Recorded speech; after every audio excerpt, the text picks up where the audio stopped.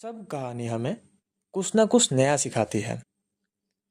ये कहानी 3 दोस्तों पर आधारित है। आइए जानते हैं कि इस कहानी से हमें क्या सीख मिलती है। एक बार की बात है, 3 दोस्त थे, आर्यन, वीर और कर्ण।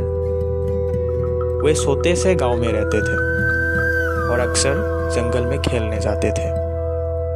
एक दिन उन्होंने सुना कि गांव के बाहर एक पुरानी हवेली है जो बरसों से बंद है। लोग कहते थे कि वहां रात में अजीब आवाजें आती हैं। एक रात तीनों दोस्तों ने तय किया कि वे हवेली की सैर करेंगे। अंधेरा होने पर वे अपने टॉर्च लेकर हवेली की ओर बढ़े। हवेली का दरवाजा क्रीकिंग आवाज के साथ खुला।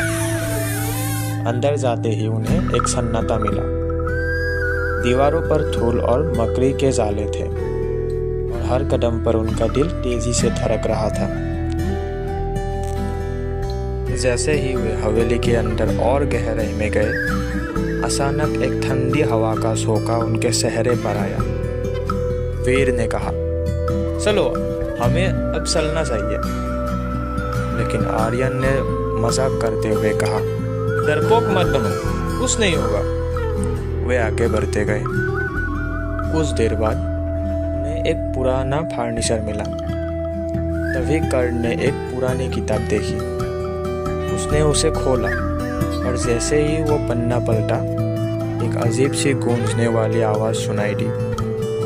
किताब में लिखा था कि हवेली में एक आत्मा है जो अपनी कहानी सुनाने आई है। तभी अचानक लाइटें बुझ गई और चारों ओर अंधेरा छा गया। उन्होंने टॉर्च का स्विच ऑन किया, लेकिन टॉर्च भी काम नहीं कर रही थी। घबराए हुए तीनों दोस्त एक दूसरे का हाथ पकड़कर वापस लौटने लगे, लेकिन रास्ता बदल गया था। हर कोना अंधेरे में डूबा हुआ था। फिर एक काली परछाई उनकी ओर बढ़ी। वो धीरे धीरे उनके पास आई और एक गहरी आवाज में बोली, मेरी किताब खोली है, अब तुम मेरी कहानी सुनोगे। दोस्तों की चीखें गूंजने लगी और उन्होंने भागने की कोशिश की, लेकिन हवेली के दरवाजे बंद हो चुके थे। आखिरकार दोस्तों ने मिलकर दरवाजा धक्का दिया और बाहर भाग निकले। बाहर आते ही वे पीछे मुड़कर देखा। हवेली अब और भी डरावने लग रही थी। उस दिन के बाद उन्होंने तय किया कि वे कभी भी उस हवेली के पास नहीं जाएंगे। वापस गांव लौटते ही उन्होंने अपने अनुभव किसी को नहीं बताया, लेकिन हर बार जब रात होती उन्हें लगता कि हवेली से कोई उन्हें देख रहा है। और उस रात के बाद वे कभी भी उस डरावनी किताब के बारे में नहीं सोचा।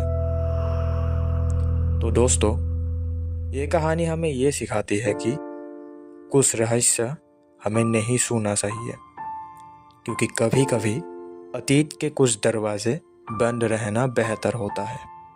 तो दोस्तों, अगर आप लोगों को कहानी अच्छी लगी हो तो वीडियो को लाइक कीजिए, और अगर इसी तरह की कहानियाँ आप लोगों को और सुननी हो तो चैनल को सब्सक्राइब कीजिए। तो मिलता हूँ मैं आप लोगों को एक और नई मज़ेदार कहानी के साथ। तब तक के लिए टेक केयर। जय हिंद, जय भारत।